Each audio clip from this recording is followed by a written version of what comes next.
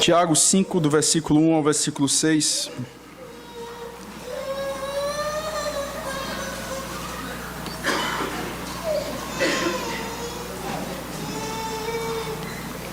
Diz assim a palavra de Deus: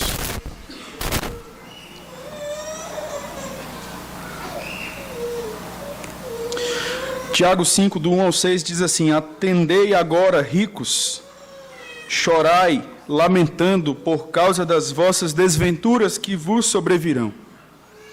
As vossas riquezas estão corruptas, e as vossas roupagens comidas de traça. O vosso ouro e a vossa prata foram gastos de ferrugens, e a sua ferrugem há de ser por testemunho contra vós mesmos, e há de devorar como fogo as vossas carnes. Tesouros acumulastes nos últimos dias. Eis que o salário dos trabalhadores que ceifaram os vossos campos e que por vós foi retido com fraude, está clamando. E os clamores dos ceifeiros penetraram até aos ouvidos do Senhor dos Exércitos. Tendes vivido regaladamente sobre a terra, tendes vivido nos prazeres, tendes engordado o vosso coração em dia de matança, tendes condenado e matado o justo, sem que ele vos faça resistência. Convido os irmãos nesse momento a orarmos, suplicar a Deus que ilumine o nosso entendimento na compreensão da sua palavra. Oremos.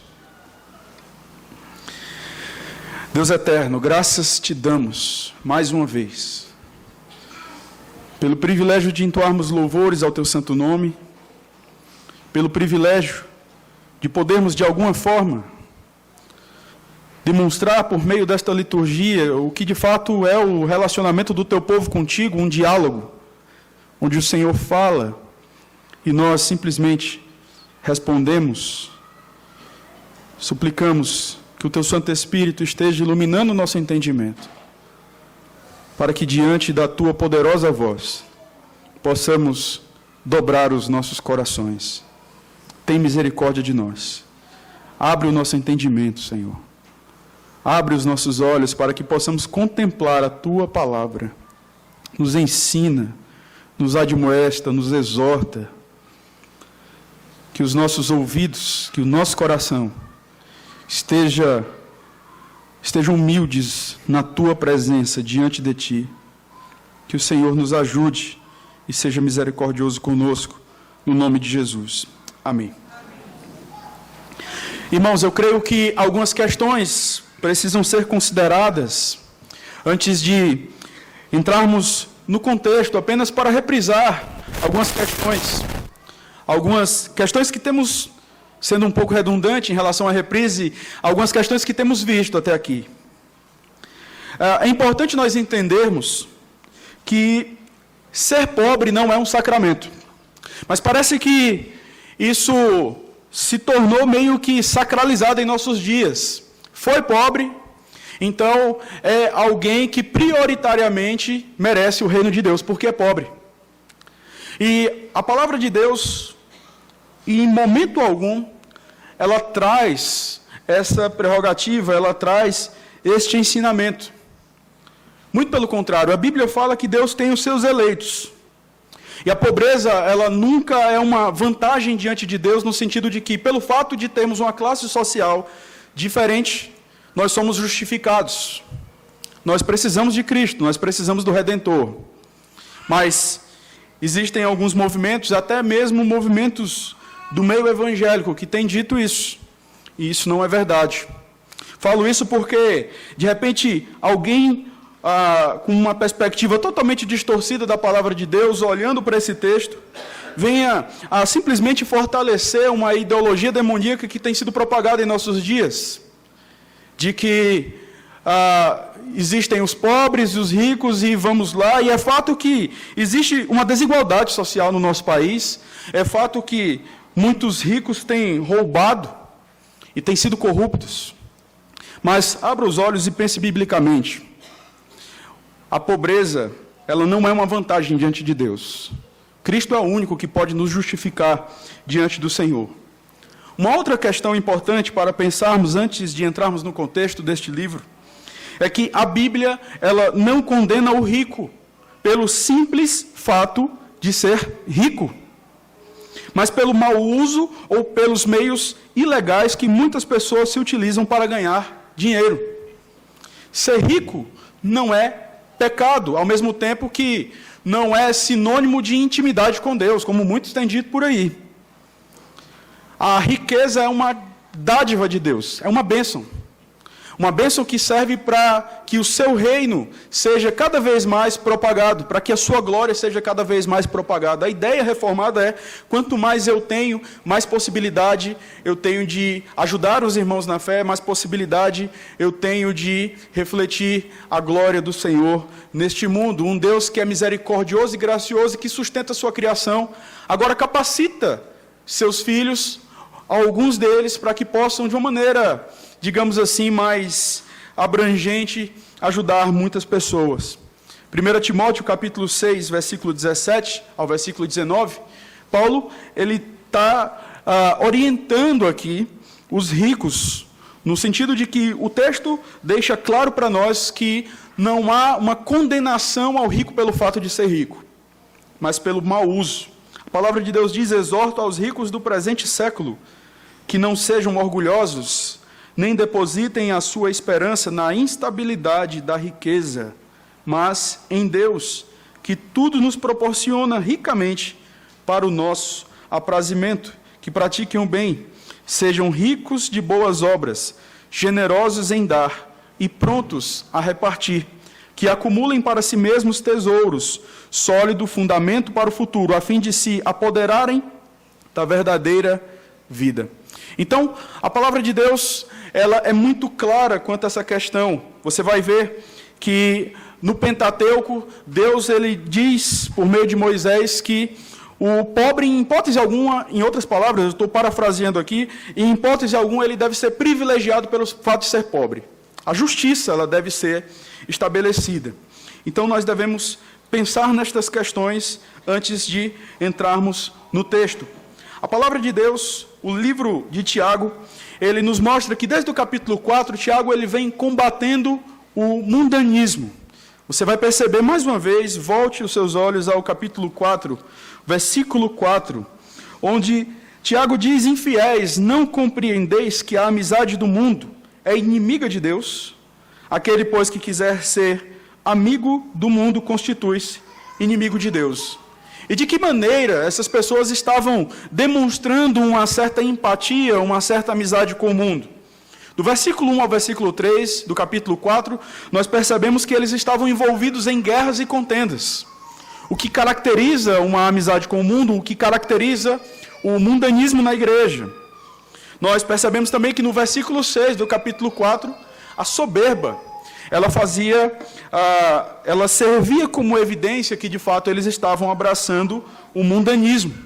Você há de lembrar que João, em 1 João, no capítulo 2, ele fala a soberba da vida como um aspecto do mundo, e não como algo que vem de Deus. No versículo 11 do capítulo 4, uma outra característica daqueles que abraçaram o mundanismo era a maledicência. Perceba que são questões que muitas vezes nós não consideramos, porque para nós o que é mundanismo é de repente uma boate dentro da igreja, e sim, essas questões são mundanismo.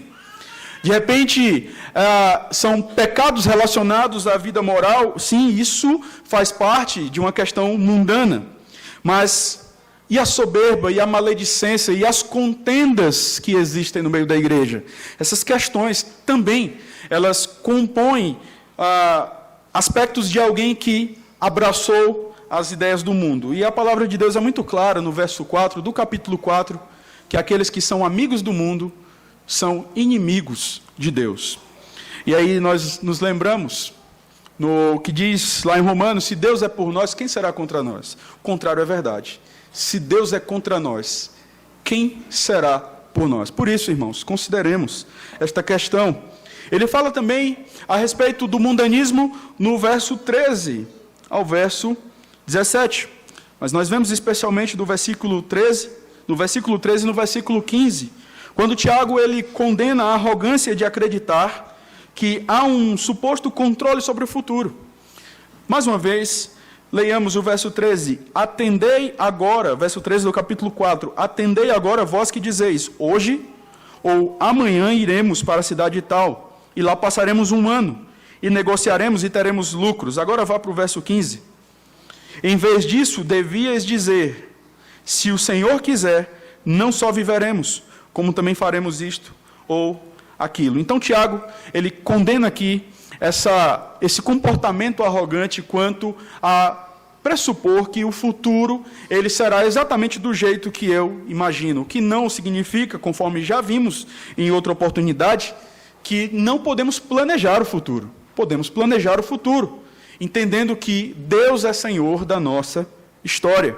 Agora, Tiago, ele condena a riqueza, o amor ao dinheiro, o que se torna um desprezo à lei do Senhor, o que se torna um desprezo a amar a Deus sobre todas as coisas e amar o próximo. Mas o que é interessante nós percebermos é que o tom que Tiago utiliza aqui no capítulo 5, especialmente no verso 1, não é um tom amigável. Tiago ele não está falando para alguns cristãos equivocados, conforme nós temos encontrado uma certa brecha para pensarmos assim até o verso 17 do capítulo 4. Tiago, ele está aqui não falando em tom de chamado ao arrependimento, mas em tom profético, onde ele anuncia o juízo de Deus sobre aqueles que amam exacerbadamente, ou que de fato simplesmente amam o dinheiro. Mas quem são os ricos? A quem Tiago se refere aqui? Conforme disse, são ricos ímpios. Por isso que fiz a introdução. Riqueza não é sinônimo de impiedade. Mas a condenação aqui era exatamente porque estes ricos estavam desconsiderando ao Senhor, estavam desprezando as pessoas necessitadas, eles estavam utilizando o seu dinheiro para a sua própria glória e não para a glória de Deus. No capítulo 2 de Tiago, peço que você, por favor, abra no capítulo 2, nós temos aí um retrato de como se comportavam esses ricos. No capítulo 2, versículo 6 e versículo 7, a palavra de Deus diz que não são os ricos, Tiago está falando para a sua igreja, não são os ricos que vos oprimem, e não são eles que vos arrastam para tribunais, não são eles os que blasfemam o bom nome que sobre vós foi invocado. Esse trecho ele deixa claro para nós que a grande parte daqueles ricos não eram de fato cristãos. Tiago vai dizer no capítulo 1, no versículo 11, que eles passarão.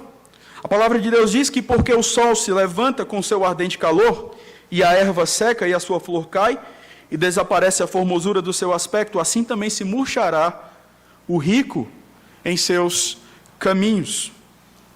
Eles são injustos para com os pobres, eles pervertem a lei de Deus, e assim matam os pobres, e a gente vai estudar um pouco mais sobre essa questão, o que significa isso.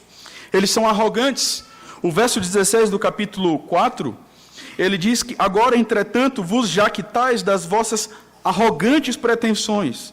Toda jactância semelhante a essa é maligna. Até aqui, nós temos uma certa liberdade de entender que alguns cristãos ricos, eles poderiam estar equivocados neste ponto. Mas Tiago, ele se volta agora de uma maneira mais enfática, e ele diz, e eu peço que você olhe para o verso 1 do capítulo 5, atendei agora, ricos, chorai, lamentando, por causa das vossas desventuras, que vos sobrevirão. Tiago diz, atentai, chorai, lamentai, gemei diante do Senhor, por causa da calamidade que virá sobre vós. Essa calamidade não é algo que é baseado na possibilidade, é uma certeza. Vocês irão ser destruídos pelo Senhor, vocês experimentarão a ira de Deus. E ele vai explicar, a partir do verso 2 ao verso 6, o porquê dessa questão. A forma como eles estavam vivendo demonstra que eles não estavam preocupados com a justiça de Deus. Olha o verso 2 e o verso 3, e você vai perceber que eles estavam acumulando riquezas como se elas não fossem perecer um dia.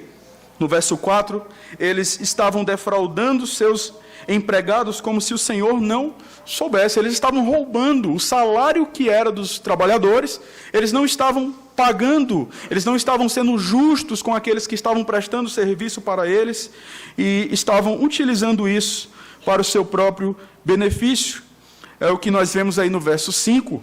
Eles estavam utilizando seus bens de maneira equivocada, desconsiderando o juízo de Deus sobre eles.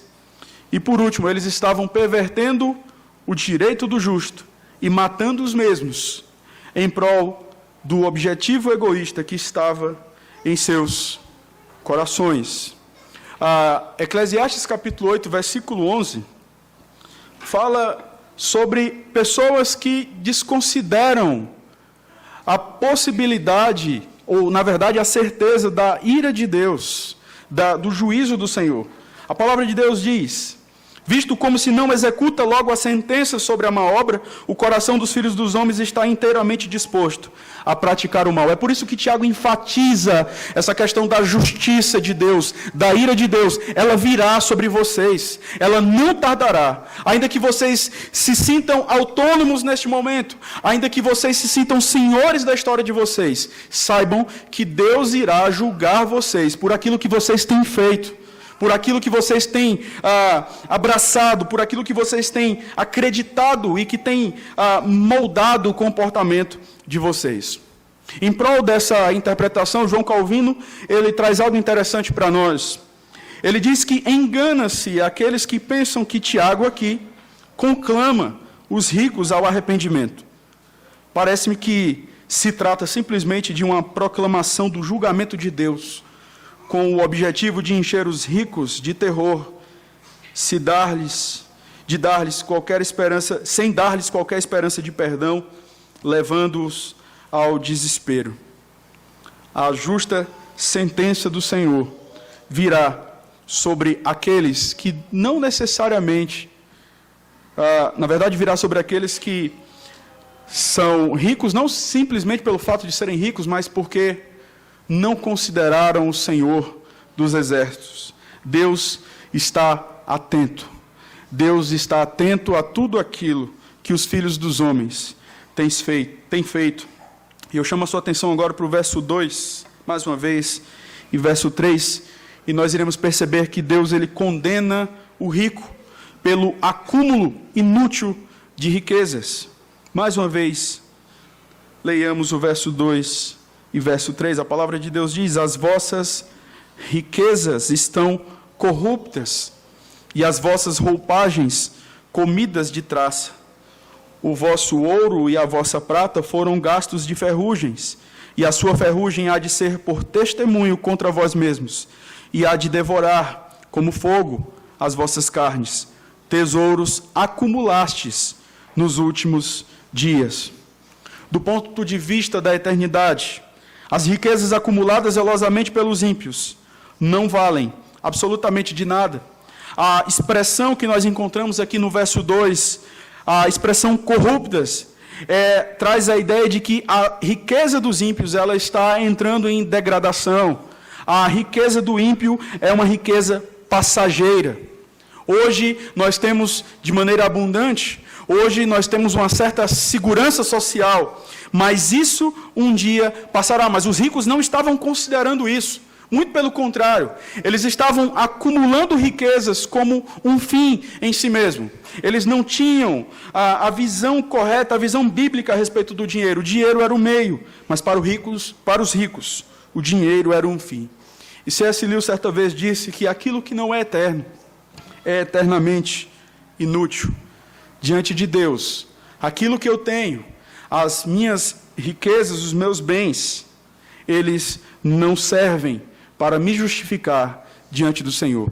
E Provérbios, capítulo 11, versículo 4, diz que as riquezas de nada aproveitam no dia da ira, mas a justiça livra da morte. Tiago, ele vai descrever as riquezas dos ricos de duas formas. Você tem aí ainda no verso 2, as vossas roupagens, comidas de traça, e depois ele vai falar no verso 3, a respeito do ouro e da prata. Em primeiro lugar, essa questão da roupagem, os trajes de luxo dos ricos, que servem para ostentar sua condição diante dos demais, diante de Deus, não vale absolutamente de nada. As Escrituras apontam essa simples degradação das roupas como sinal da insignificância, do bem em si mesmo, e como sinal do que lhes aguardava. Isaías 50, versículo 9. A palavra de Deus diz que eis que o Senhor Deus me ajuda. Quem há que me condene? Eis que todos eles, como um vestido, serão consumidos. A traça os comerá. Aquilo que era motivo de orgulho para eles, não servia de nada diante do Senhor. Eles estavam se orgulhando disso. E, infelizmente, não muito raro, nós nos deparamos com pessoas dentro da igreja que se orgulham de coisas que são perecíveis. É por isso que Tiago, ele, no sentido de consolar os seus leitores, ele, lá no capítulo 1, no verso 9, ele diz: o irmão, porém, de condição humilde, glorie-se na sua dignidade. Ou seja, ainda que você não tenha bens neste mundo, ainda que você não tenha uma certa segurança financeira, saiba disso. Vocês são cidadãos dos céus. Se alegrem, se regozijem neste fato, porque o rico passará, a riqueza passará. Mas aí, fazendo uma ligação com o que vemos lá em 1 João capítulo 2, versículo 17, aquele que faz a vontade de Deus permanece eternamente. Nós temos também a questão do ouro e prata, que foram gastos por ferrugens, é o que Tiago diz. A ferrugem do ouro e da prata deve ser vista aqui de modo figurado. Nós sabemos que estes metais, eles não enferrujam de uma maneira tão fácil, mas Tiago está querendo enfatizar mais uma vez a inutilidade destes bens acumulados sem o propósito de glorificar a Deus. A degradação destas coisas serviria de testemunho contra eles. Isso que vocês têm colocado o coração de vocês, isso que vocês têm colocado a confiança de vocês, está degradando. Essa degradação vai servir de testemunho contra vocês, porque vocês não depositaram o coração de vocês no Senhor dos Exércitos. E a palavra de Deus nos diz aí, na parte B do versículo 3, e a sua ferrugem há de ser por testemunho contra vós mesmos, e há de devorar como fogo as vossas carnes, tesouros acumulastes nos últimos dias. A ferrugem em relação aos bens ou a degradação deles serviria de testemunho contra a impiedade dos ímpios em negligenciar o salário e o atendimento das necessidades dos pobres, o que caracteriza a quebra da lei régia, amar ao próximo. O acúmulo de riquezas baseado na desconfiança da providência divina é pecado.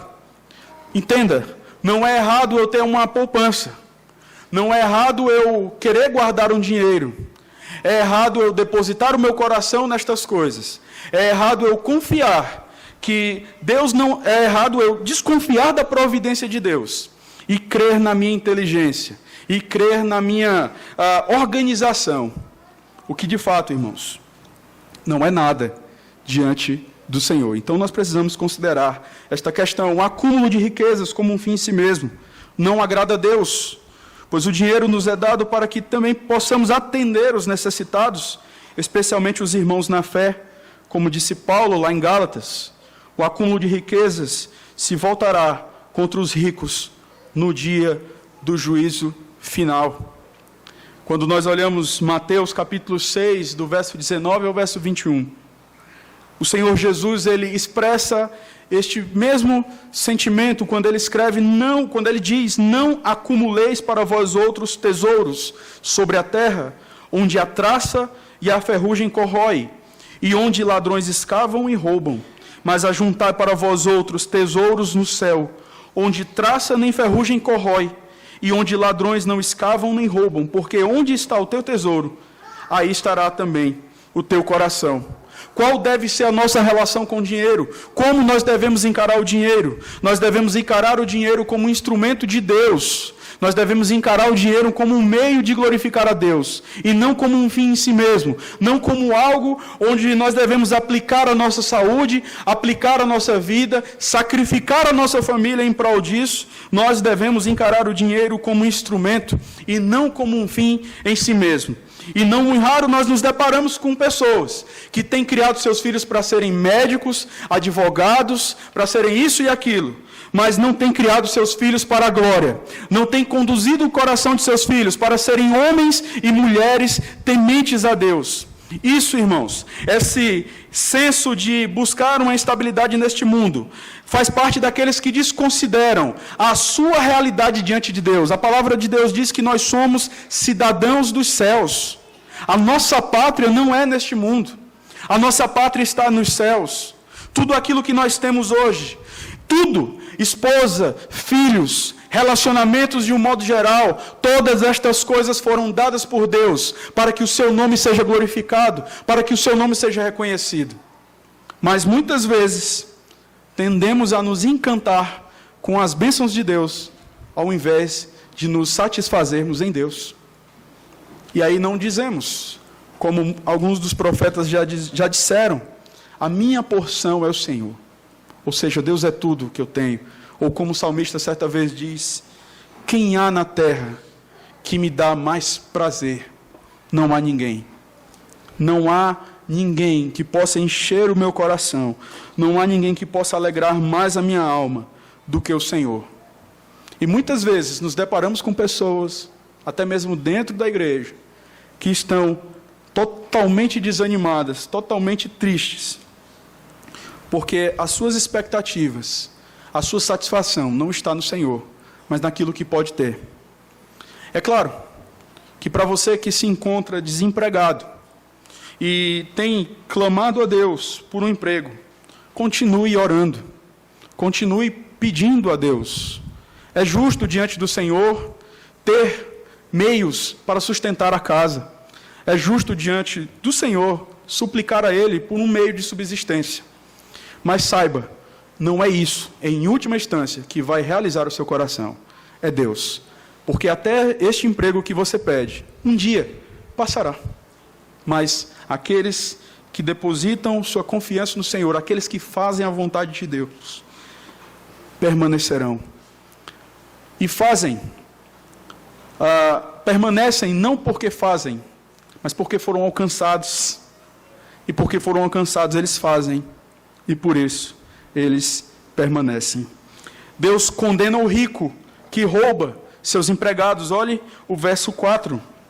A palavra de Deus nos diz: eis que o salário dos trabalhadores que ceifaram os vossos campos e que por vós foi retido com fraude, está clamando. E os clamores dos ceifeiros penetraram até aos ouvidos do Senhor dos exércitos.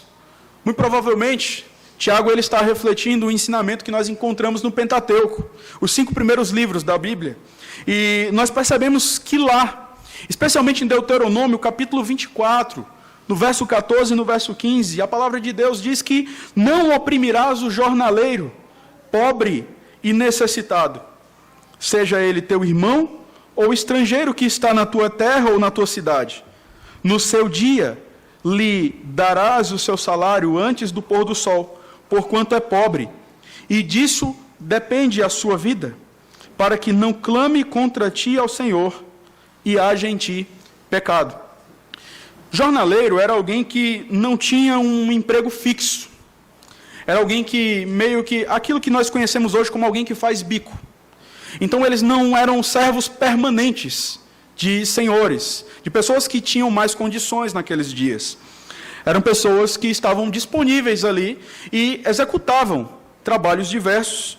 E eles recebiam seu pagamento, era uma ordenança do Senhor, que este pagamento fosse efetuado no final do dia. Não era aquela coisa, eu trabalho 30 dias e espero no final do mês receber. Não, eles recebiam ao final. E o que estava acontecendo aqui é que os ricos, no contexto de Tiago, eles estavam retendo o salário daqueles que necessitavam. E essas pessoas, além de passarem o dia trabalhando, elas estavam voltando para os seus lares sem dinheiro, até mesmo para colocar comida na sua mesa. Agora, relembre, imagine que essas pessoas estavam passando por problemas de orfandade. Muitos haviam perdido seus pais. Existiam viúvas nesse contexto. Daí você parar para pensar um pouco na crueldade desses ricos. Eles não estavam considerando o pobre. E não só pegavam o dinheiro dessas pessoas, retiam o dinheiro dessas pessoas, como utilizavam esse dinheiro para o seu próprio prazer. E vimos uma reportagem esses dias de um prefeito numa certa cidade que ele resolveu ter um plano interessante, para não dizer demoníaco. Ele era dono de um hospital, e o que foi que ele fez? Ele resolveu barrar os recursos do governo que ia para o hospital público, para que o seu hospital particular fosse favorecido. Então, no hospital público, as pessoas estavam ali, no chão, e o dinheiro todo para os prazeres dele. Carros, viagens, enfim, uma série de questões. Mas as pessoas necessitadas ali, que não necessariamente eram crentes, no caso de Tiago, elas eram crentes, essas pessoas estavam padecendo por conta dessa crueldade.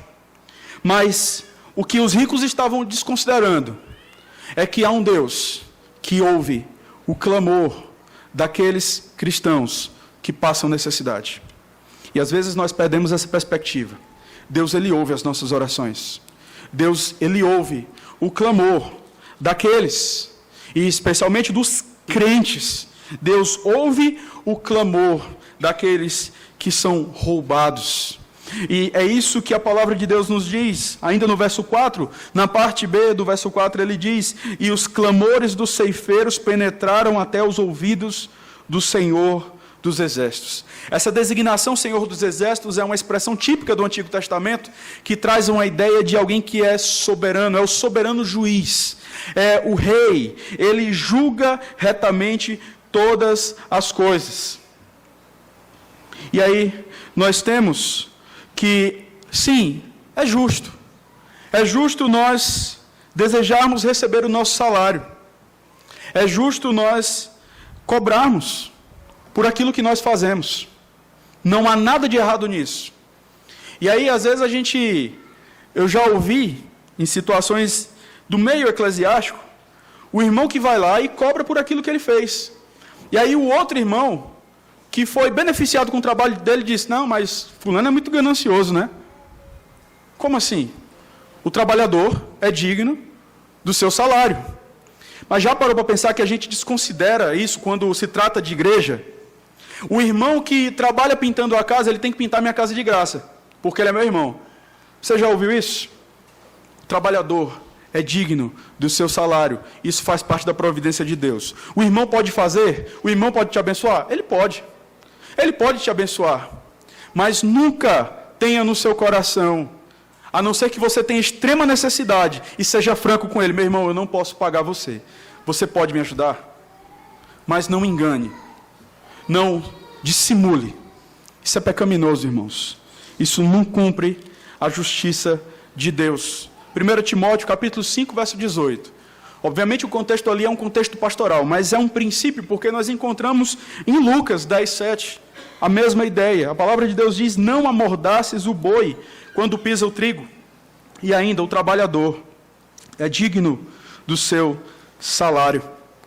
Aqueles irmãos pobres, eles poderiam não ter tanta influência, ou mesmo serem alvos de injustiças constantes pelo favorecimento dos juízes nas causas envolvendo ricos e pobres, mas Deus estava atento a tudo, e isso fazia toda a diferença. O clamor dos pobres, embora não estivesse sendo ouvido pelos ricos ou por outras autoridades, eles estavam sendo ouvidos pelo Senhor dos Exércitos. E Deus estava utilizando ali Tiago para demonstrar exatamente isso. A sentença estava sendo anunciada contra aqueles que estavam pervertendo a causa do pobre, a causa do justo. Deuteronômio 4, versículo 7, traz para nós essa ideia: Deus atenta para os seus filhos. O nosso Deus não está só no alto e sublime trono, o nosso Deus está conosco. Aquela velha história que nós ouvimos, ele não é só transcendente, ele é imanente. Ele não só está além do nosso contexto. Deus está na história, está conduzindo todas as coisas. Deus ouve o nosso clamor. Deuteronômio 4:7 diz: pois que grande nação há que tenha deuses tão chegados a si mesmo como o Senhor nosso Deus, todas as vezes que o invocamos.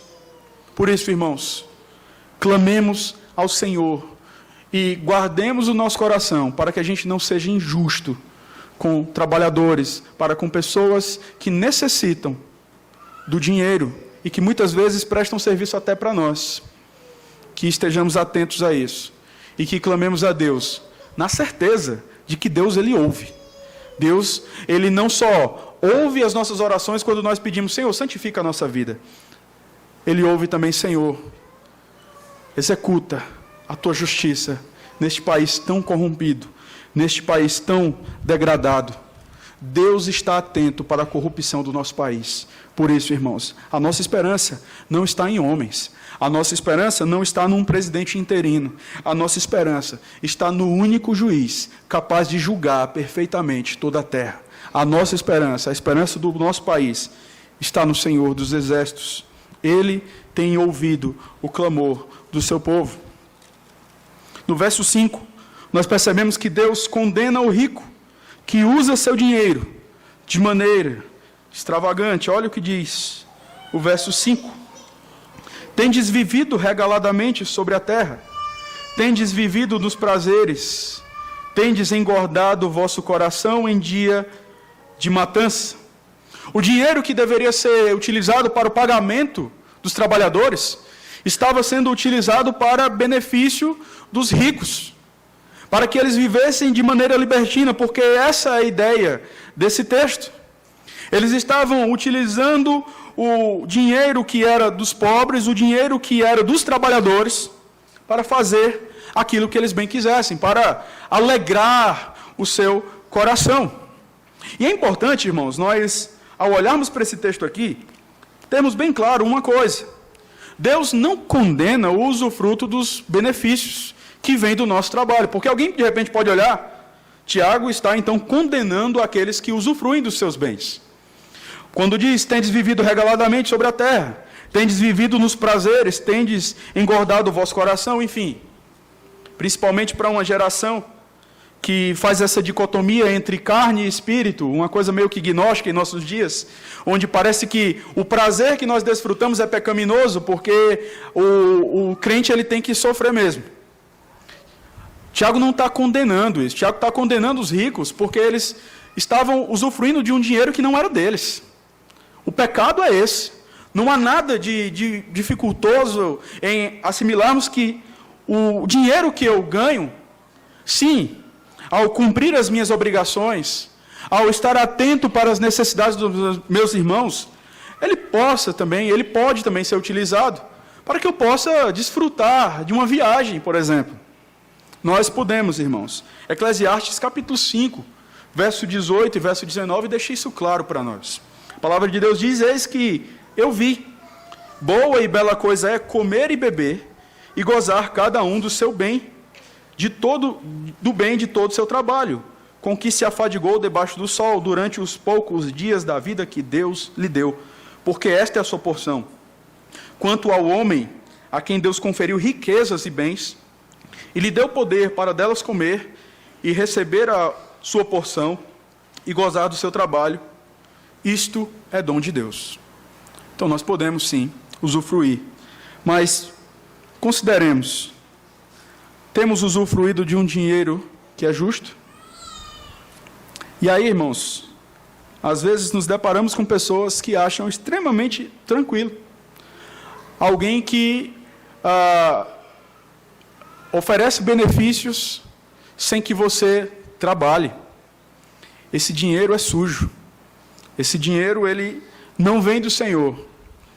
Disseram esses dias que cortaram o Bolsa Família de cerca de 17 mil funcionários públicos. Não sei se isso é verdade, mas não duvidarei. E dou o mérito da dúvida porque não tive ainda a capacidade de encontrar a fonte.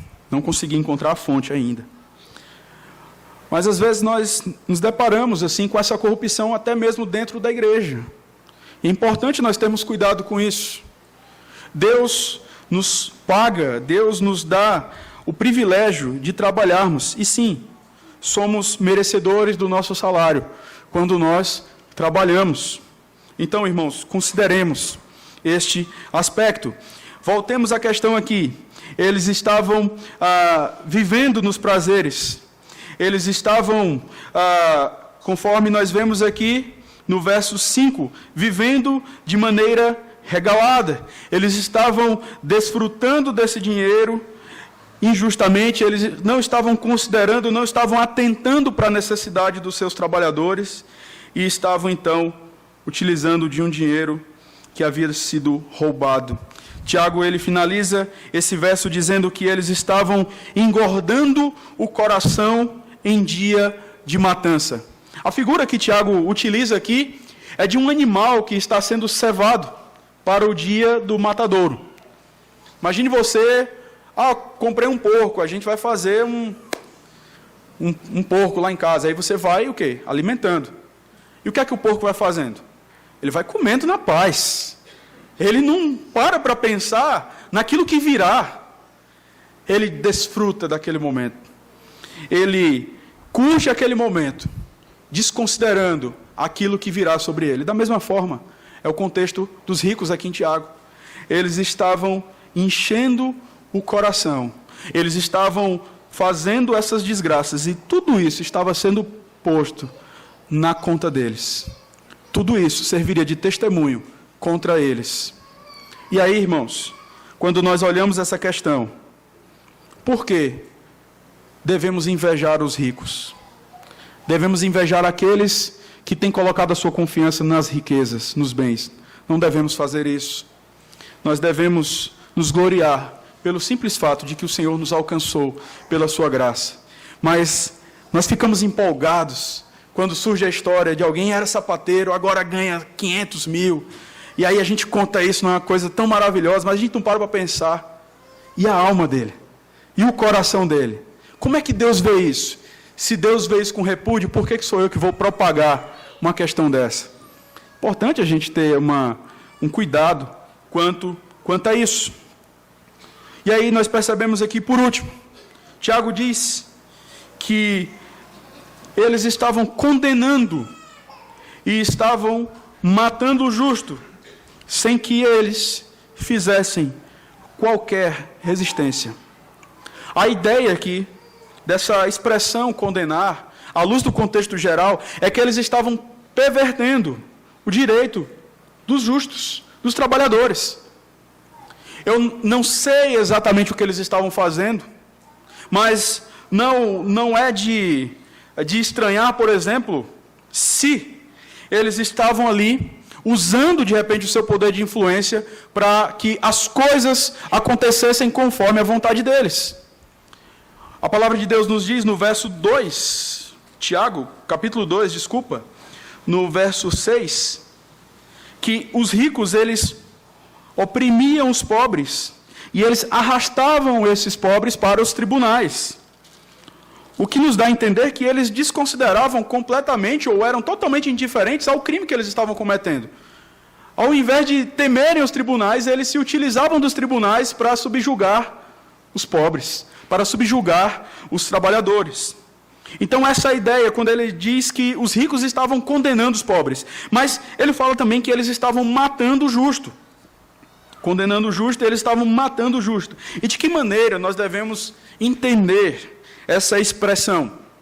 E aí os comentaristas nos ajudam no sentido de que podemos compreender esta expressão tanto de uma maneira literal quanto de uma maneira figurada. Eles estavam maltratando os pobres, os trabalhadores, estavam maltratando os justos. A ideia que nós vemos em relação a essa questão Está no capítulo 2, do versículo 6 ao versículo 7, texto que nós lemos. Mas nós devemos entender essa questão também de uma maneira figurada. Quando nós olhamos para o 6º mandamento, não matarás, nós percebemos que Tiago ele traz uma implicação para nós. Quando nós vamos lá para o capítulo 2, no versículo 8 ao versículo 11, nós percebemos que a acepção de pessoas é, sim, quebra do 6º mandamento. E aí somos tentados a achar que não, nós matamos quando matamos literalmente. Mas João ele fala que aquele que odeia o seu irmão é assassino. Então, irmãos, a ideia aqui é, eles estavam retendo o salário dos trabalhadores. E estavam deixando de propiciar àqueles trabalhadores um meio de subsistência. O que significa que eles estavam quebrando o 6º mandamento. E a gente acha isso de boa. Ah, mas isso é normal. Cruel mesmo é aquele que atira na cabeça do outro. Mas o que faz acepção de pessoas, o que engana, o que deixa de ajudar aquele que necessita. Ah, isso aí está tranquilo. Indiferença, irmãos, é ódio. Indiferença é pecado. Eu não preciso matar o meu irmão de maneira positiva, falando impropérios para ele, tendo uma atitude em relação a ele. Eu só preciso esquecer que ele existe. Eu só preciso dizer, não, eu amo, mas eu não quero relacionamento. Deixa ele lá e eu aqui. Deus não nos chamou para isso. João Calvino, ele comentando essa questão do 6º mandamento, no primeiro volume das Institutas, ele diz assim que devemos providenciar para o próximo o que lhe for conveniente e evitar ou impedir o que lhe for prejudicial. Além disso, devemos ajudá-lo e socorrê-lo quando estiver em perigo ou em dificuldade. Olhando para os nossos símbolos de fé, duas perguntas chamaram minha atenção. A pergunta 135 do Catecismo Maior e a pergunta 136. Eu não vou ler a resposta inteira, mas a pergunta é: quais os deveres exigidos no 6º mandamento? O mandamento de não matar. E aí, os teólogos, eles dizem, de confortar e socorrer os aflitos e de proteger e defender os inocentes. Era exatamente o que não estava acontecendo. Eles não estavam socorrendo os necessitados. Eles estavam desconsiderando a aflição deles. O clamor deles estava subindo a Deus, mas os ricos estavam desconsiderando. Estavam quebrando o 6º mandamento. A mesma pergunta, a continuação, na pergunta 136, diz: a negligência ou a retirada dos meios lícitos e necessários de preservação da vida. O salário é um meio lícito de preservação da vida. E quando nós deixamos de considerar essa questão, falo isso agora aplicando ao nosso contexto, quando enganamos os nossos irmãos porque achamos que ele é irmão, ele tem que fazer, e eu deixo de considerar a necessidade dele, entendo eu a possibilidade de ajudá-lo, eu estou quebrando o 6º mandamento. Eu estou deixando de dar um meio lícito para a preservação da subsistência daquele irmão. Os ricos estavam fazendo exatamente isso. E isso sim se configura na quebra do 6º mandamento. Eles estavam matando o justo sem que eles fizessem qualquer coisa diante deles. Eles estavam, em outras palavras, a ideia é eles não tinham reação. Eles não eram influentes. Eles eram alvos de opressão, eles eram alvos de injustiças. E os ricos tinham a primazia naqueles dias. Parece que não é muito diferente de hoje. Mas diante de tudo isso, o que chama a nossa atenção é um Deus que não é indiferente ao caos social vivido pela humanidade. Os olhos do Senhor estão em todos os lugares. Deus é o justo juiz. Por isso, irmãos, confiemos no Senhor. Depositemos o nosso coração em Deus. Utilizemos-nos, digamos assim, vamos nos utilizar dos bens para a glória do Senhor, atendendo àqueles que necessitam. Usufruindo, sim, propiciando momentos alegres, momentos de confraternização em família. Mas, em tudo isso, considerando, tendo o Senhor em primeiro lugar, nós devemos buscar o Senhor, buscar o seu reino em primeiro lugar, e tudo aquilo que for necessário, Ele irá dar a nós. Onde está o nosso coração? Será que o nosso coração está naquilo que perece? Será que a sua expectativa neste exato momento está naquilo que você planejou receber amanhã e que de repente você diz, mas quando eu receber isso, você vai ver que minha vida vai ser outra. Você vai ver que meu ânimo vai ser outro. Mas isso aí já vai dar uma alegrada no coração, né? Quem alegra o nosso coração é Deus. E se nós não temos Deus como nosso único Deus, nós estamos quebrando o primeiro mandamento. Só existe um Deus diante de nós. Só há um Deus digno de ser adorado, digno de ser louvado. Por isso, irmãos, olhemos para a riqueza, olhemos para o dinheiro com um olhar bíblico e não com um olhar do tipo, já imaginou se eu ganhasse aqueles 130 milhões? Irmãos, eu não quero nem imaginar. Essa é uma desgraça. Primeiro que jogar já é uma desgraça, né? Ganhar é uma desgraça maior ainda. Então, que o Senhor nos ajude a colocarmos o nosso coração somente nas coisas lá do alto. Vamos orar?